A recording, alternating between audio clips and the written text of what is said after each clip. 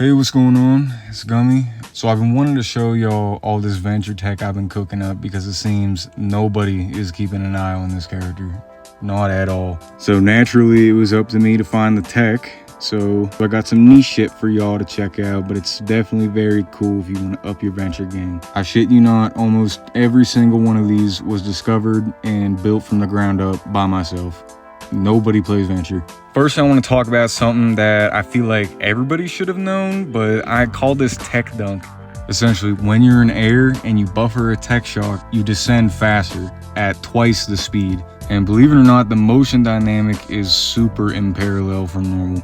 Given how novel it is of a tech, you can imagine a novel tech like this having implications in getting shots quicker than one would normally expect. And I do have a few clips here of me mounting different platforms and quickly landing on platforms a lot quicker due to the speed boost of the buffering. One that isn't necessarily too novel and yet I don't see anyone doing is something I call dolphin dives. And essentially what this is a hybrid ability between both her drill and her burrow. To put it in the simpler terms than what I described in text, it's essentially lipping off of an edge while using drill dash underground, which kind of gives you this diving animation here.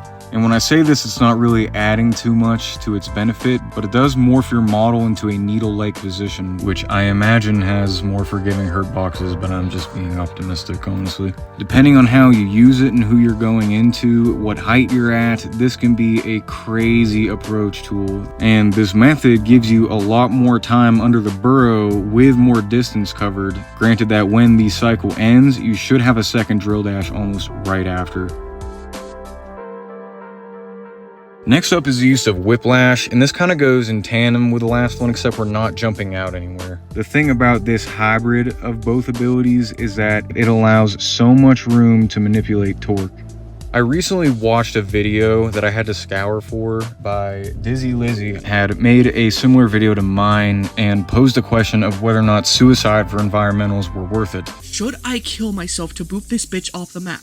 In which the short answer is never. There are several, and I repeat, several ways to induce CC good enough for environmentals just by using whiplash. First and foremost, I want to show y'all that it also is possible to work out an environmental kill without a whiplash and rather just a normal drill dash. First and definitely the easiest to get down pat is knowing your distance. If the vectors between you, the enemy, and death do not complement the aforementioned, you can choke drill dash midway by digging. Now the more important feature of whiplash is using it like a May wall, is essentially doing 180s on frontliners and punishing them like so.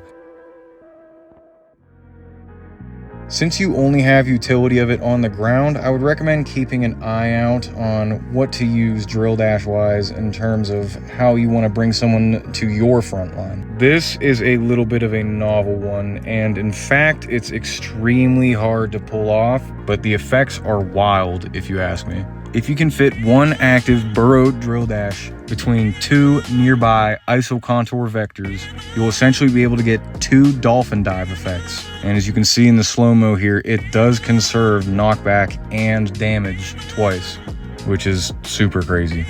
Number 5 is super simple. This is just another alternate way of using your ability cycles in order to roll out, as they call it. In other words, what to use during the spawn trek. Do note that I'm not saying the former method is inferior in any such way. I have never felt the need to use the first one. And last but not least, but you may consider at least, are stall spots.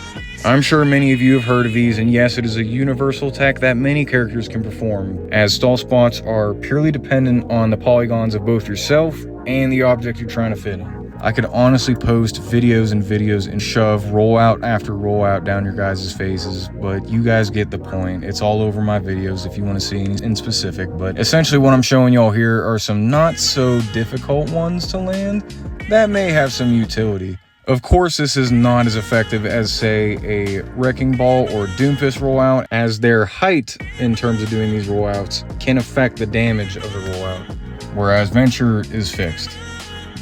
I actually want to give a quick shout out to Yeetle, as this dude was the only one to find something different.